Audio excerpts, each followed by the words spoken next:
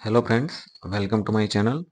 तो सीरीज़ में हम आगे बढ़ के आज जो हमारा लर्निंग टॉपिक है वो है मेजरिंग टूल के बारे में है। जो इंजीनियरिंग मेजरिंग टूल्स है उसके बारे में। तो ये टॉपिक बहुत ही इंपॉर्टेंट टॉपिक है। इंस्ट्रूमेंट मेजरिंग यूज होते हैं तो उसके बारे में डिस्कस करेंगे। तो यहाँ पे आप देख सकते हो कि वर्नियर कैलिपर, माइक्रोमीटर, कैलिपर्स जो नॉर्मल कैलिपर्स होते हैं, dial indicator, combination set, surface gauge और मेजरिंग स्क्रू थ्रेड। इतना हम आज इंस्ट्रूमेंट यहाँ पे देखेंगे। तो फर्स्ट ऑफ ऑल हम देखेंगे वर्नियर कैलिपर। वर्नियर कैलिपर के बारे में आप सब लोग जानते होंगे, बट ये यहाँ पे जस्ट मैंने इमेज में एक ये ओवरव्यू मैंने दिखाया है। से उसको प्रैक्टिकली समझना है वो आपको मैं आगे हम लोग देखेंगे, राइट। तो इसके ये वर्नियर कैलिपर है। इसका जो अभी आप देख पा रहे हो यहाँ पे जो इमेज है वो 150 एमएम के रेंज वाला है, क्योंकि यहाँ पे आप देख सकते हो 15 है। तो जो हर एक डिवीजन जो है वो 1 एमएम का है, तो टोटल 150 एमएम हुआ, ठीक है। दूसरा कि इसमें कभी कभी 300 एमएम का अलग अलग रेंज का वर्नियर कैलिपर आता है। तो ये इसके मेन जो है, जो बिगर जो है, वो कहाँ पे यूज करेंगे? आउटर डायमेंशन के लिए, मतलब आउटर डायमीटर चेक करना हो या कुछ भी राउंड सरफेस हो उसका आउटरनेस चेक करने के लिए इसका यूज होगा, ये बड़े वाले जोस का। उसके बाद जो ये स्मॉल जोस है उसका यूज होता है इनर डायमेंशन। सपोज कोई पाइप हो, समझ लीजिए फॉर एग्जांपल एक पाइप है, तो पाइप का आपको ओडी आउटर डायमीटर मेजर करना है, तो आप ये बिगर जो का यूज करोगे। उसका आईडी इनर डायमीटर मेजर करना है, तो आप ये स्मॉलर जो का यूज करोगे, राइट। उसके बाद ये है वर्नियर स्केल। जो वर्नियर स्केल है वो दो स्केल रहते हैं, एक मेन स्केल, एक वर्नियर स्केल। मेन स्केल एक फिक्स स्केल है, ठीक है, जिसके ऊपर ये आप देख पा रहे हो कि 150 एमएम तक का डिवीजन है। और ये है vernier scale, right. Vernier scale एक मूवेबल स्केल है जिसको आप एडजस्ट करके डायमेंशन के हिसाब से उसको आगे पीछे मूव करा सकते हो, फॉरवर्ड बैकवर्ड कर सकते हो, राइट। और ये है स्क्रू क्लैंप। ये जो स्क्रू क्लैंप है, तो वो स्क्रू क्लैंप का यूज कहाँ होता है कि लॉक करने के लिए। कोई भी आपने डायमेंशन लिया, उसको लॉक करने के लिए हम लोग ये स्क्रू क्लैंप का यूज करेंगे, राइट। क्यों जरूरी है? क्योंकि सपोज आपने पाइप का ओडी मेजर किया, ठीक है, और उसको रिमूव करते के टाइम पे यहाँ पे थोड़ी भी मूवमेंट हुई वर्नियर स्केल में या वर्नियर स्केल पे, तो क्या होगा, डायमेंशन में चेंज हो जाएगा और एक्यूरेसी नहीं मेंटेन कर पाएंगे, राइट। तो उसके लिए उसको क्लैंप करना पड़ता है, लॉक करना पड़ता है, राइट। ये मेन स्केल। और ये है मेजरिंग डेप्थ करने के लिए स्टेम है उसका, राइट। इससे आप डेप्थ भी मेजरमेंट कर सकते हो। वर्नियर स्केल को फॉरवर्ड बैकवर्ड करके इससे जो डायमेंशन लोगे वो मेन स्केल पे रिफ्लेक्ट होगा, तो आप डेप्थ मेजरमेंट भी कर सकते हो। तो यहाँ पे हमने क्या देखा कि वर्नियर कैलिपर का यूज तीन चीजों के लिए होता है। एक है depth measurement, second outer dimension के लिए, और इनर डायमेंशन के लिए, राइट। तो जस्ट बेसिक चीजें अभी देखेंगे कि सबसे ज्यादा वर्नियर कैलिपर ऐसी चीज है ना कि हर एक इंडस्ट्री में यूज होती है। कोई भी इंडस्ट्री देख लो, ये मैकेनिकली मेजरमेंट के लिए ये चीज तो यूज होगी होगी। और इसका जो रीडिंग का एक एक्यूरेसी है वो 0.02 mm, जो कि उसका लीस्ट काउंट है, आप सबको पता है, ठीक है। और जैसे हमने देखा कि आउटर डायमीटर, इनर डायमीटर और डेप्थ के लिए इसका यूज होता है। और लीस्ट काउंट का हम आपको पता ही, फिर भी एक बार जनरली हम उसका देखेंगे डेफिनेशन की कैसे लीस्ट काउंट काउंट किया जाता है, कि smallest division on main scale, number of division on vernier scale, right. Vernier caliper की बात करेंगे ना, तो रिटर्न टेस्ट में कहीं पे भी वर्नियर कैलिपर हो और उसके आंसर में 0.02 हो तो आप सिलेक्ट कर सकते हो। बाकी अलग अलग वर्नियर कैलिपर की कभी कभी थोड़ी लिस्ट काउंट चेंज होती रहती है। सपोज की वर्नियर कैलिपर जो हमने देखा वो सिंपल वाला था, अभी समझ लीजिए कि वो डायल गेज वाला हो, तो उसमें क्या होता है कि उसके लिस्ट काउंट फिर चेंज हो जाएगी, राइट। तो जनरली जो कॉमन हमारा जो क्वेश्चन है वो यही आता है कि सिंपल वर्नियर का, और उसका ये 0.02 काफी सारी जगह पे वही है, ठीक है। अभी हम प्रैक्टिकली कॉन्सेप्ट देखेंगे कि रीडिंग मेजरमेंट कैसे करना है, राइट। सबसे इंपॉर्टेंट टॉपिक है, ये आपको स्किल के इसमें बहुत ही काम आएगा। तो रीडिंग मेजरमेंट के लिए मैंने यहाँ पे एक इमेज दिखाया है, राइट। उसमें आप देख सकते हो कि एक ऑब्जेक्ट का हमने रीडिंग लिया है, वो हमको आइडेंटिफाई करना है, राइट। तो ये मेन स्केल है, ये वर्नियर स्केल है, ठीक है। तो मेन स्केल पे हमको पता है कि 150 एमएम की रेंज थी, हर एक एक एक एमएम का था, तो ये तीन मतलब 30 एमएम हो गया, राइट, एमएम पे है। बाकी ये 40 एमएम, 550 एमएम ऐसा, ठीक है। तो यहाँ पे पहले तो हम ये देखेंगे कि वर्नियर स्केल का जो जीरो है वो मेन स्केल पे कहाँ पे आके रुक रहा है, ठीक है। तो हम देख रहे हैं कि 30, 31, ऐसे 35 है, 36, 37। 37 इसका मेजरमेंट है, रीडिंग है, लेकिन 37 से थोड़ा आप यहाँ पे देख पाओगे कि जीरो जो है 37 से थोड़ा आगे है, लेकिन वो कितना आगे है, ये एक एक्यूरेटली मेजरमेंट की मेथड है कि ये तो सब लोग देख लेते हैं कि हमको पता है कि 37 ये जो मेजरमेंट लेना हो तो मेजर टेप से भी उतना तो मेजरमेंट ले सकते हैं, राइट, स्केल से भी ले सकते हैं, लेकिन जो एक्यूरेसी में लेना हो कि उसके बाद पॉइंट में कितना है, तो उसके लिए ही 1 ईयर कैलिपर ज्यादातर यूज होता है, जिसलिए एक्यूरेसी उसकी ज्यादा हो, राइट। तो हम यहाँ पे देख लिया कि हमने 37 मेन स्केल का रीडिंग है जो जीरो के मैच के नियर पॉइंट में है, लेकिन जीरो थोड़ा ज्यादा है, तो वो कितना है वो आइडेंटिफाई करने के लिए हम लोग 1 ईयर स्केल और मेन स्केल का जो डिवीजन मैच हो रहा है वो अलाइन हो रहा है। अब फिर ध्यान से सुनिए कि जो भी 1 ईयर सेल का मेन स्केल के साथ जो भी डिवीजन अलाइन हो रहा है, मतलब एक लाइन में आ रहा है, वो हम आइडेंटिफाई करेंगे और उससे रीडिंग देखेंगे। तो पहले हम लोग ये देखेंगे कि कौन सा डिवीजन अलाइन हो रहा है, ठीक है। तो हम जीरो से देखते हुए जाएंगे, तो यहाँ पे देखिए कोई नहीं हो रहा है। यहाँ पे सीधा आके आप देख पा रहे हो कि 6 नंबर वाला, ये जो 6 है 1 ईयर स्केल पे, वो वाला यहाँ नीचे एकदम परफेक्टली मेजर हो अलाइन हो रहा है, ठीक है। 6 मतलब ये तो 60 हो गया है, तो ये इसका रीडिंग 60 डिवीजन वाला है 1 ईयर पे, मेन स्केल पे। अभी 1 ईयर स्केल पे ये हो रहा है, लेकिन नीचे अभी हमको ये देखना है, ऊपर का डिवीजन कुछ नहीं देखना है, हमको 1 ईयर स्केल का डिवीजन देखना है कि कितना है, वो ही हमारा सेकंड रीडिंग होगा, राइट। तो अभी यहाँ पे आप देख पा रहे हो कि 0 के 1 के बीच में कितना है, ये 10 mm हुआ, लेकिन उसके बीच में 5 डिवीजन है, तो हर एक डिवीजन 2 mm का हुआ, राइट। ठीक है। तो यहाँ पे 6 वाला कितना हुआ, तो ये देखिए 40, 42, 44 और 46, ठीक है। तो ये 46 हुआ, राइट, 1 ईयर स्केल पे। तो पहले हमारा कितना था, 35, 36, 37, 37 और ये 46, तो मतलब रीडिंग क्या हो गया, 37.46, जो यहाँ पे मैंने दिखाया हुआ है, ठीक है। आई होप कि आप अच्छे से अंडरस्टैंड किए होंगे। जस्ट यही देखना है कि कौन सा अलाइन हो रहा है परफेक्टली, उसके हिसाब से जो आपका सेकंड दो डिजिट आएगा ना रीडिंग का पॉइंट में, वो ही आएगा, राइट। सिंपल है। और ये आपने लिखा लॉकिंग नॉब है, वहां परफेक्टली लॉक करना जरूरी है, तभी आपको एक्यूरेट रीडिंग मिलेगा, राइट।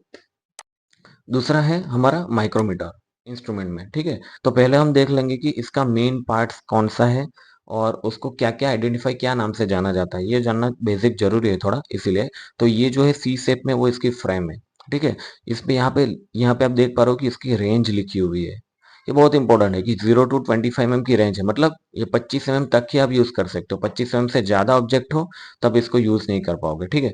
नॉर्मली माइक्रोमीटर दो टाइप के आते हैं, ये वाला जो है वो आउटसाइड माइक्रोमीटर है, जो इनसाइड माइक्रोमीटर भी आता है वो अलग से, ये सी में निकाल लूंगा ना, ये सी वाला फ्रेम, ठीक है। तो ये हो गया इनसाइड माइक्रोमीटर, ठीक है। आप इसको आगे पीछे करके आप आईडी मेजर कर सकते हो, इससे आप ओनली ओडी ही मेजर कर पाओगे, राइट, या फिर थिकनेस मेजरमेंट करना हो, राइट। ये दो चीज के लिए हम यूज करेंगे इसको। तो ये फ्रेम है, ये एनविल है, यहाँ पे आप देख पा रहे हो ये स्पिंडल है, ये दोनों के बीच में ही हम जॉब को होल्ड करते हैं। और इसका जो दोनों का जो सरफेस है ना बहुत ही हार्डनेस वाला होता है, जिससे कि वो वियर टियर ना हो और इसकी एक्यूरेसी में कोई भी चेंजेस ना हो, राइट। ये है लॉक पिन, ठीक है। इसको लॉक करने के लिए जैसे हमने वर्नियर स्केल में भी देखा, वर्नियर कैलिपर में भी देखा कि एक लॉकिंग स्क्रू था, वैसे यहाँ पे भी ये लॉक है, ठीक है। यहाँ पे लिखा है 0.01, आप देख पा रहे हो वो इसकी एक्यूरेसी है, मतलब लिस्ट काउंट है, ठीक है। ये स्लीव है, स्लीव इसको और बैरल भी बोलते हैं, जो मेन स्केल है इस पर, ठीक है। ये है टिम्बल, टिम्बल ये रोटेटिंग 1 ईयर स्केल है, इसमें 1 ईयर स्केल रहता है वो, और ये रोटेट होता है, ठीक है। हम जैसे इसको रोटेट करेंगे ये स्पिंडल आगे बढ़ेगा, ठीक है। ये नर्लिंग दिया है जहां से हम रोटेट करेंगे, नर्लिंग इसीलिए कि अच्छे से आपको उसको होल्ड कर पाए, स्लिप ना हो इसीलिए हाथ हमारा। और ये रेचेट नॉब है, रेचेट नॉब का मतलब क्या है, रेचेट नॉब एक फर्म प्रेशराइज करने के लिए, मतलब हम हाथ से तो कितना भी टाइट करेंगे तो काफी सारा ऑब्जेक्ट ऐसा होगा जिसका डायमेंशन परफेक्ट ले नहीं पाएंगे, इसीलिए जैसे ऑब्जेक्ट को ये स्पिंडल टच करे तो हम टिम्बल को ना घुमाते हुए रेचेट नॉब को घुमाएंगे, इसमें जो कि इसमें फ्रिक्शन क्लच रहता है। तो एक सर्टेन प्रेशर लगने के बाद, होल्डिंग हो जाने के बाद, सर्टेन प्रेशर लगने के बाद वो एक आवाज करेगा, क्लिक साउंड करेगा, तो हम उसको वहां पे छोड़ देना है और हमको रीडिंग मेजरमेंट करना है, ठीक है। तो इसका प्रैक्टिकल यूज आपको मैंने बता दिया वैसे कि जैसे कि स्मॉलर स्मॉलर स्मॉलर चीज है, कुछ स्मॉल ऑब्जेक्ट है, उसका आपको डायमेंशन लेना है विथ ज्यादा एक्यूरेसी, इसमें 0.01 की एक्यूरेसी है, ठीक है। तो यहाँ पे जो मेन स्केल जो है, मेन स्केल पे आप देख पा रहे हो कि 0, 1, टू एक एक mm का है, लेकिन उसके नीचे जो एक ये स्केल है, डिवीजन है, वो दोनों के बीच में, मतलब 0.5 का, 0 नीचे 0.5 ऊपर 1 फिर 1.5 2 ऐसे है, ठीक है। और ये जो है यहाँ पे कितना है, 50 डिवीजन है, 0 से 50 तक, वो है 0.01 के अंतर में एक्यूरेसी के हिसाब से। आप देख पा रहे हो कि 35 जो है ना, वो 35 नहीं है, वो 0.35 आपको उसको कंसिडर करना है। मतलब मैं आगे उसका आपको रीडिंग दिखाऊंगा, ठीक है। ये क्वेश्चन होगा कि ये कैसे पता चले कि ये परफेक्ट है, ठीक है। तो नॉर्मली क्या करता है कि ये स्पिंडल जो है ना, इसको यहाँ पे टच कराते हैं, ठीक है। जब परफेक्टली टच हो जाएगा, उसके बाद इसका जीरो और इसका जीरो यहाँ पे मैच होना चाहिए, राइट। एरर मेजरमेंट, एरर को आइडेंटिफाई करना है, ठीक है। हमको एरर है कि नहीं है। सबसे पहले तो माइक्रोमीटर को हम हाथ में लेते हैं कुछ भी मेजरमेंट के लिए, तो हमको ये पता होना चाहिए कि ये इसमें एरर तो नहीं है ना, नहीं तो पूरा रीडिंग गलत आएगा। काफी सारी चीजें छोटी छोटी होती है जो बहुत ही इंपॉर्टेंट होता है, जिसमें टॉलरेंस बहुत कम होता है, ठीक है। तो उसका भी मैं आपके डिस्कशन करूंगा कि कहाँ कहाँ पे ऐसे टॉलरेंस आते हैं, ठीक है। तो वहां पे ये छोटी छोटी मिस्टेक बिल्कुल अलाउड नहीं है। तो आपको पहले तो एरर चेक करना पड़ता है कि यहाँ दोनों मैच करा के ये स्पिंडल यहाँ पे कुछ भी ऑब्जेक्ट के बिना जस्ट ऐसे ही टच करवा दो, वहां देखो जीरो जीरो आता है कि नहीं। समझ लीजिए कि ये जीरो पे नहीं है, तो क्या है, जीरो पे नहीं है और जीरो से आगे है, और यहाँ पे ये रीडिंग है, समझ लिया 35 ये, ठीक है। और जीरो से आगे है, तो मतलब -0.35 की इसमें एरर है। तो एरर को आप करेक्ट कैसे करोगे, सपोज आपके पास दूसरा माइक्रोमीटर नहीं है उस टाइम पे, तो क्या करोगे आप कि जो भी रीडिंग आएगा उसमें से 0.35 आपको प्लस करना है या माइनस करना है, अब बताइए, ठीक है। अब सोचना कि ये आगे है, मतलब कि ये घिसा हुआ है, तो आपको 0.35 उसमें प्लस करना पड़ेगा, राइट। और पीछे है उसमें, तो मतलब उतना प्लस है, तो हमको उतना माइनस करना पड़ेगा, समझ, ठीक है। जीरो से आगे होगा ये वाला, और रीडिंग जीरो से जीरो मैच नहीं हुआ, ये टिम्बल का और स्लीव का 0 to 0 मैच नहीं हो रहा है, ये यहाँ टच होने के बाद भी आगे है, तो वो रीडिंग माइनस में है। तो आपको क्या करना पड़ेगा, जो भी मेन रीडिंग आएगा उसमें प्लस करना पड़ेगा। ये जीरो के बाद में है तो प्लस में है, तो आपको उसको माइनस करना पड़ेगा, ठीक है। आप समझ गए। तो micrometer is use to measure even smaller dimension than 1 year caliper. क्यों? क्योंकि उसकी लीस्ट काउंट 0.01 है, ठीक है। तो माइक्रोमीटर गेज जो है, वो आपने देखा कि माइक्रोमीटर जो गेज था वो मेजरिंग 100 of millimeter, ठीक है। यहाँ पे लिखा है एक वर्ड से, मेजरिंग 100, वो मेजर करता है, ठीक है। तो वो क्या है, 100 of millimeter क्या है, ठीक है। तो 100 of millimeter को हम mm में कन्वर्ट करते हो, जो 0.01 होता है, ठीक है। और माइक्रोन में कन्वर्ट करेंगे तो 10 माइक्रोन होता है, 10 माइक्रोन, ठीक है। जो कि रोटरी टिम्बल पे है, मैंने ऑलरेडी आपको बताया, फिर से एक बार बताता हूँ। ये जो है वो हर एक डिवीजन 0.01 पे है, मतलब 35 36 37 ऐसा हम देखेंगे, लेकिन वो पॉइंट में होगा, ठीक है। 35 तो मतलब 0.35, 0.36, 0.37, 0.38, 0.39 और 0.40, तो 0.01 के डिवीजन में हो गया, ठीक है। तो ये यहाँ पे लिखा है। बेसिकली ये क्या है कि स्क्रू है एक एक्यूरेटली कांस्टेंट पिच के साथ, वो पिच कितनी रहती है, 0.5 mm की पिच रहती है, ठीक है। 0.5 की पिच क्यों है वो भी मैं आपको बताऊंगा।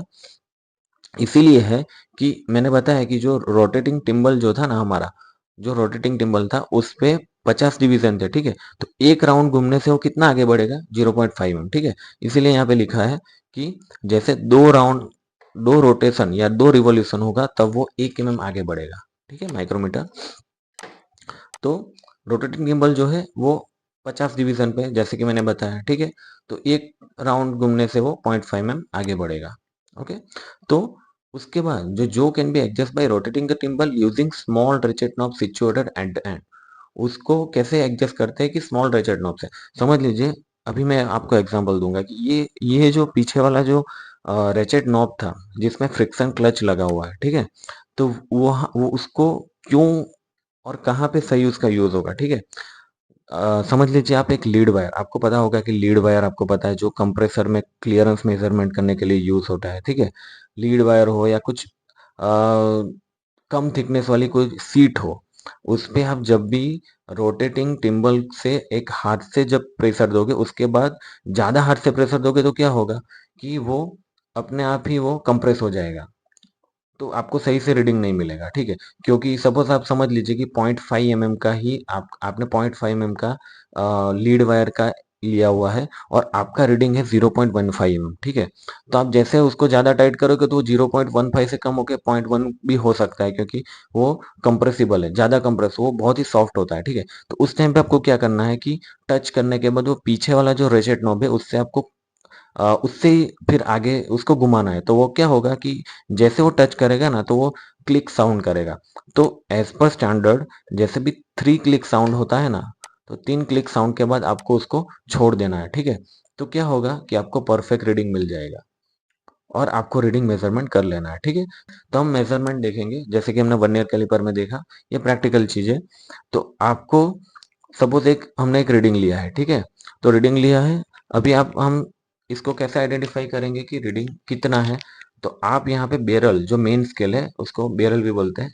तो मेन स्केल पे मैंने बताया वैसे 0, 1, 2, 3, 4, 5, ठीक है। बीच का जो है 0.5 का है, तो हमको ये पहले देखना है कि कहाँ तक है, ठीक है। तो 5, 6, 7 मेन स्केल का रीडिंग है 7 mm, और 7 के नीचे जो 0.5 वाला है उसको क्रॉस नहीं किया, आप देखिए क्रॉस नहीं किया, उसके आगे है, इसीलिए वो 0.5 हमको ऐड नहीं करना है। जो भी है टिम्बल का जो भी रीडिंग है वो ही पॉइंट में हम ऐड करेंगे, ठीक है। तो 7 mm तो हो ही गया है, यहाँ पे मैंने लिखा हुआ भी है। फ्रॉम लेफ्ट से हम देखेंगे तो 7 mm मेन स्केल पे, ठीक है। और टिम्बल कहाँ पे अलाइन हो रहा है वो देखना है, ठीक है। तो आप देखोगे कि टिम्बल अलाइन हो रहा है यहाँ पे 35, 36, 37 और 38 नंबर के डिवीजन पे, ठीक है। तो 38 मैंने आपको पहले भी बताया कि ये 0.01 के ईच डिवीजन है, एक एक डिवीजन के बीच में 0.1 वो इंक्रीज होता है, ठीक है। तो 0.35 ये था, 36, 37, 38, राइट। तो हमको क्या करना है 0.38 उसमें पीछे का ऐड करना है। तो 7 पॉइंट कितना हुआ 38 mm, ये हमारा रीडिंग हुआ, ठीक है। आई होप आप समझ गए होंगे। अभी सपोज समझ लीजिए कि ये 0.5 के रीडिंग के बाद होता, तो क्या होता, हमको 0.5 उसमें ऐड करना है। तो 7.5 तो ऑलरेडी ये हो जाएगा, उसके बाद ये कितना होगा 7.5 प्लस 38 मतलब 7.88 mm, तो वो रीडिंग हो जाएगा 7.88। अभी ये हमारा डायल इंडिकेटर है, ठीक है। डायल इंडिकेटर बहुत ही इंपॉर्टेंट चीज है। मैक्सिमम हमारा मेंटेनेंस में इसका मैक्सिमम यूज देखा जाए तो हम लोग राउंडनेस चेक करने के लिए लेते हैं। जैसे कि कोई पंप का शाफ्ट हो, उसका हमको रनआउट चेक करना हो, तो हम लोग ये मैंडेटरली ये हम यूज करेंगे ही करेंगे, ठीक है। तो बेसिक इसका हम देख लेते हैं कि इसमें क्या है। इसमें आप देख सकते हो कि एक मेन डायल है, ठीक है, उस पे कुछ डिवीजन है। तो ये डिवीजन क्या है कि 0 से लेके पूरा 90, 100 तक है, मतलब जो इसकी एक्यूरेसी कितनी है 0.01 mm, राइट।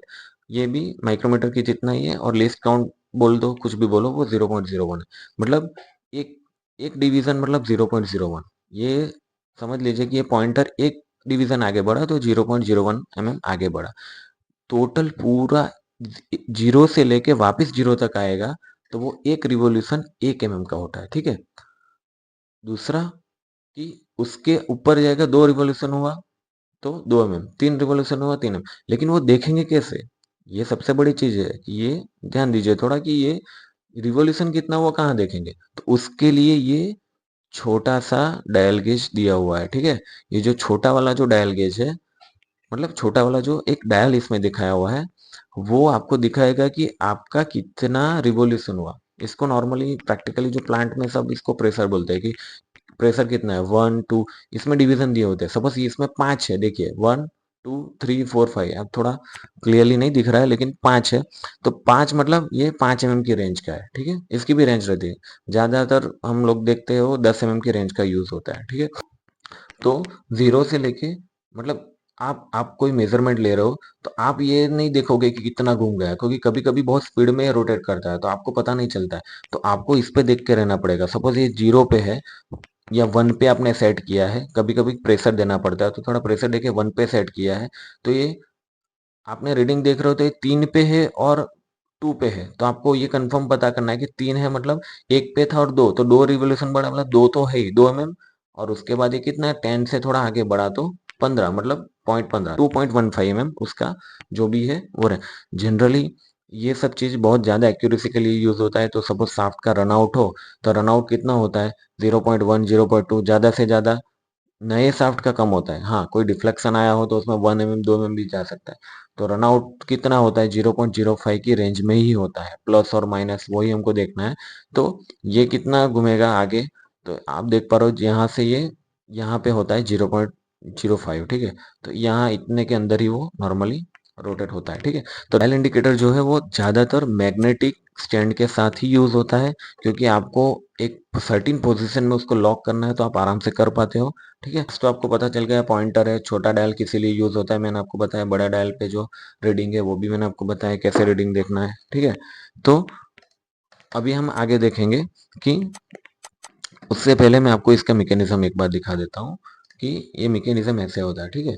तो ये आपने देखा कि ये हमारा पॉइंटर है, पॉइंटर से जो रैक है ये वाला, ये रैक लिखा हुआ है यहाँ पे, तो रैक से क्या होता है कि ये पिनियन, ए पिनियन पे मोशन ट्रांसमिट होगा, पिनियन से गियर बी पे, फिर पिनियन पे, फिर गियर पे, ऐसे पिनियन ई तक आएगा। जो एक गियर एफ यहाँ पे जो है वो ऑक्सिलरी है, वो स्प्रिंग के साथ लगा है कि वो बैकलेस को मिनिमाइज, अथवा बैकलेस नहीं है इसीलिए पॉइंटर में बैकलेस ना है इसीलिए ये गियर एफ लगाया हुआ है जो पिनियन ई के साथ कनेक्ट रहता है, और उसमें एक स्प्रिंग लगी रहती है, ठीक है। ये लाइट कॉइल स्प्रिंग है और ये हेड स्प्रिंग है।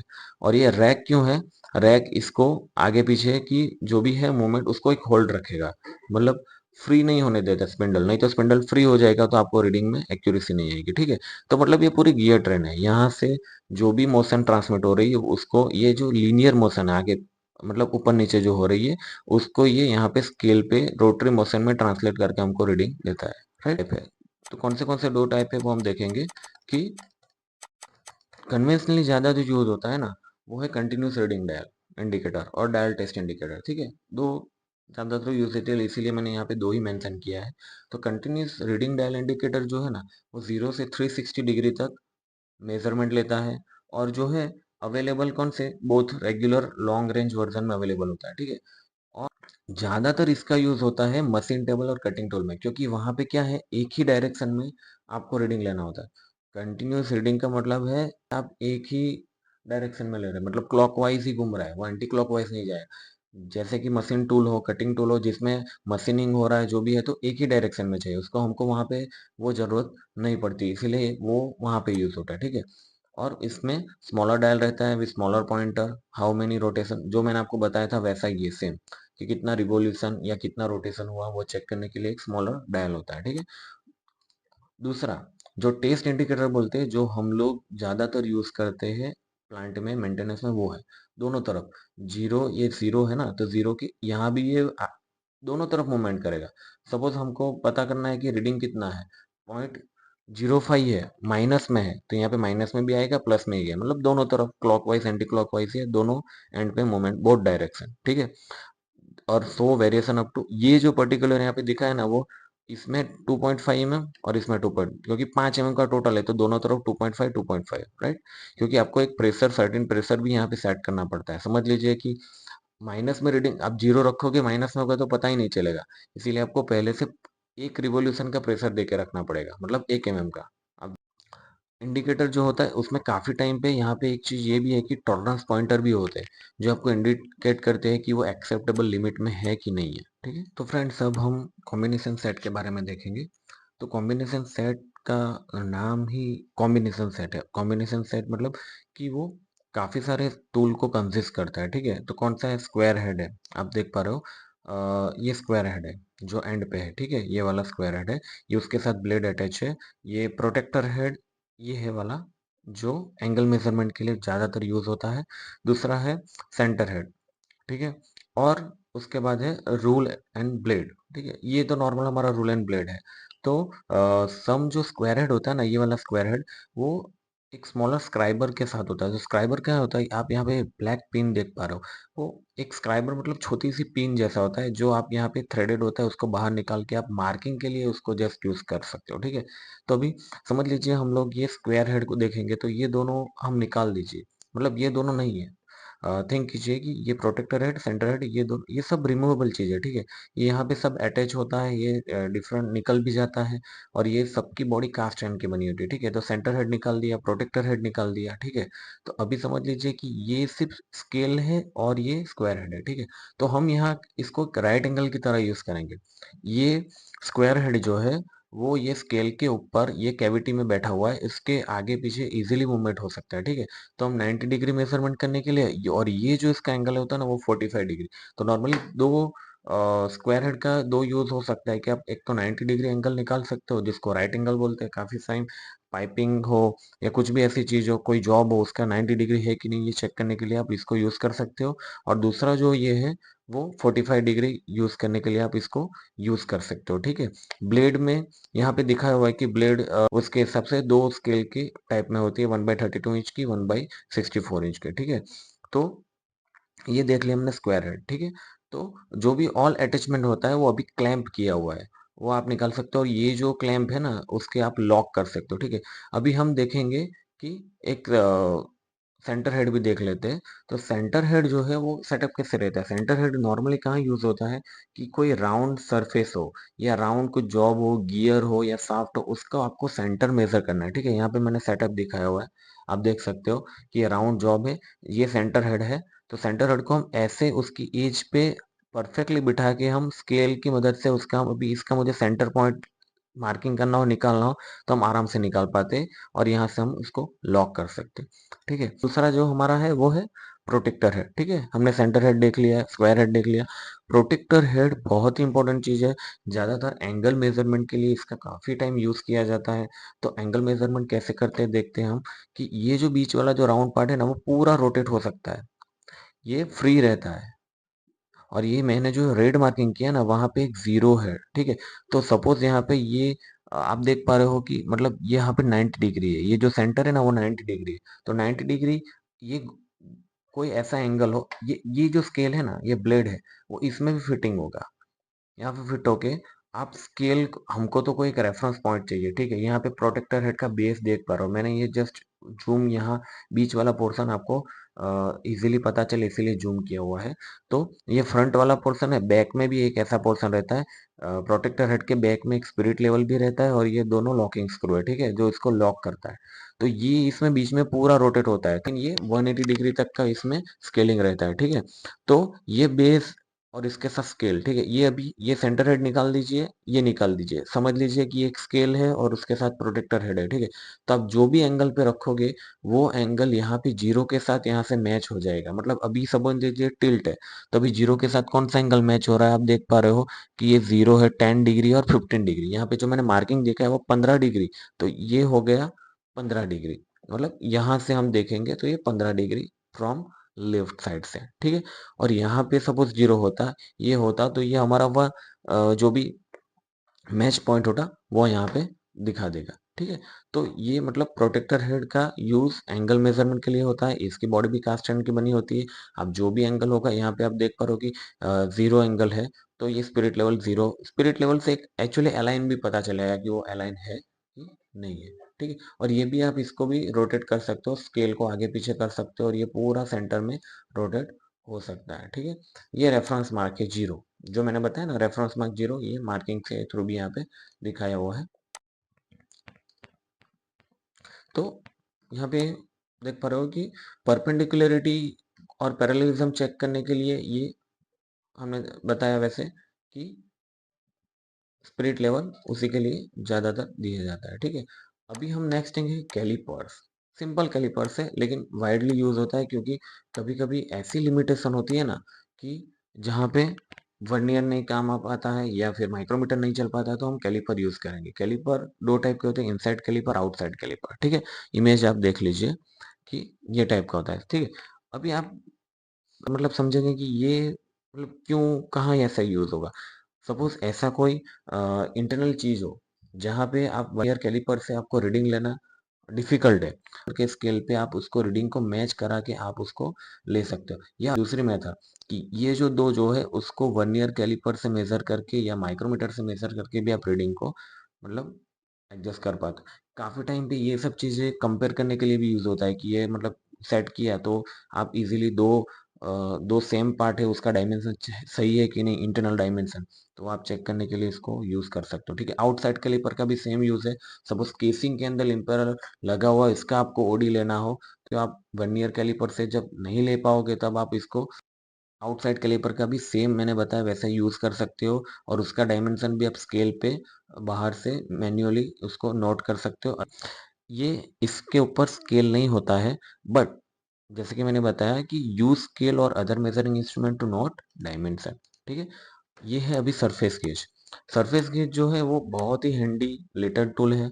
नॉर्मली ये स्क्राइब करने के लिए यूज होता है, scribing layout line on workpiece. ज्यादातर आपने देखा होगा कि वर्कशॉप में ज्यादा यूज होता है जब कुछ मार्किंग करना हो, तो एक वर्कपीस से दूसरे वर्कपीस में मेजरमेंट को ट्रांसफर करने के लिए। ठीक है, अभी समझ लीजिए कि आपको एक का हाइट है 50 mm, आपने मार्क यहाँ पे किसी की हाइट 50 mm पे, जिस पे स्केल नहीं है, एक जॉब है उस पे 50 mm का आपको मार्किंग करना है, तो आप क्या करोगे, सरफेस गेज से आप यहाँ 50 mm तक इसको ये मूवेबल है, आगे पीछे हो सकता है, ऊपर नीचे हो सकता है। ठीक है, तो आप 50 पे इसको रीडिंग सेट करोगे और इसको घुमा के आप वहां पे मार्किंग कर लोगे जॉब पे, तो आपको पता चल जाए कि हाँ ये 50 mm है। तो आपको कुछ मशीनिंग काम करना हो या फिर आपको कुछ पार्ट को फिटिंग करना हो, तब आपको ये बहुत ही स्क्राइब करने के लिए यूज होता है। ठीक है, तो जनरली ये डायमेंशन को ट्रांसफर करने के लिए ज्यादातर यूज होता है। वर्कशॉप में लेथ मशीन पे भी इसका यूज होता है। ये जो है ना वो case harden flat ground steel base इसका अंदर होता है, एंड एडजस्टेबल वर्टिकल आर्म है जो होल्ड शार्प, जो ये शार्प जो स्क्राइबर है ना, साइबर इसमें पॉइंटर होता है, बहुत ही शार्प होता है, क्योंकि परफेक्टली तभी डायमेंशन आएगा। बहुत मोटा होगा तो आप डायमेंशन अच्छे से, मतलब एक्यूरेसी थोड़ी कम हो जाएगी, इसीलिए ये शार्प होता है। तो स्कील स्क्राइबर के साथ उसको होल्ड करने के लिए ये क्लैंप भी एक दिया जाता है। ठीक है, तो सरफेस गेज एक कॉमन चीज है नॉर्मली आपको, ये तो इसीलिए मैंने बताया कि कहीं पे आपको देखने को मिल जाए तो जस्ट बेसिक नॉलेज होना आपको जरूरी है। ठीक है, स्क्रू थ्रेड गेज हमारा नेक्स्ट और लास्ट इंस्ट्रूमेंट है। तो स्क्रू थ्रेड गेज को तो आप सब जानते हो, आपने देखा भी होगा। अलग अलग मेट्रिक थ्रेड हो या फिर एनपीटी थ्रेड जो बोल सके, नॉमिनल पाइप थ्रेड बोलते हैं, इंग्लिश थ्रेड हो, कोई भी थ्रेड हो, उसको मेजरमेंट के लिए अलग अलग इसका particular separate screw thread gauge रहता है। तो आपको क्या करना है, थ्रेड जो भी होता है उसमें ये मैच कराना है, जो मतलब परफेक्टली उसकी पीच मैच कर रही है, वह उसके ऊपर लिखा ही रहता है कि ये कितने का थ्रेड है, इसकी कितनी पीच है, क्या है, टिकट किया हुआ रहता है। तो उससे आप परफेक्टली थ्रेड पर इंच जो भी है डिस्क्राइब्ड जो रहता है, मैट्रिक थ्रेड जो भी डिस्टेंस के ऊपर होता है, one crest to the next crest of the thread, वो आप बहुत ही क्विकली मतलब पता कर सकते हो। ज्यादातर तो हम एक स्टैंडर्ड ऐसी प्रैक्टिस भी रहती है कि स्क्रू, जब भी स्क्रू हमको चेंज करना होता है, कहीं पे भी बोल्ट चेंज करना है, तो उसका थ्रेड, ऐसी प्रैक्टिस होती है कि इस थ्रेड को कंपलसरी चेक करना पड़ता है। कभी कभी ऐसा होता है कि इंच और एमएम में हमको ज़्यादा पता नहीं चलता है, उसकी पीच अलग अलग होती है, और हमने यूज़ कर दिया तो क्या होगा कि दो तीन थ्रेड अंदर जाने के बाद क्या होगा, फिर वो लॉक हो जाएगा, वो थ्रेड जाम हो जाएगा, फिर बोल्ट निकलेगा नहीं, बोल्ट टूट जाएगा, उसके थ्रेड डैमेज हो जाएंगे। कभी कभी ऐसा होता है कि कोई इक्विपमेंट में इंटरनल थ्रेड होते हैं, तो इंटरनल थ्रेड भी डैमेज हो सकते हैं। तो बहुत ही बेस्ट वे है कि आपको जो भी आप बोल्ट चेंज कर रहे हो या कुछ भी कर रहे हो, तो वहां पे आपको उसका एग्जैक्टली कौन सा थ्रेड है, और जो नया बोल्ट हम डाल रहे हो तो वो मैच पिच उसकी मैच कर रहे हैं कि नहीं, वो जानना बहुत ही जरूरी है। ठीक है, तो आई होप कि स्क्रू थ्रेड के बारे में भी आपको अच्छे से टूल के बारे में पता चल गया होगा। तो थैंक यू वेरी मच।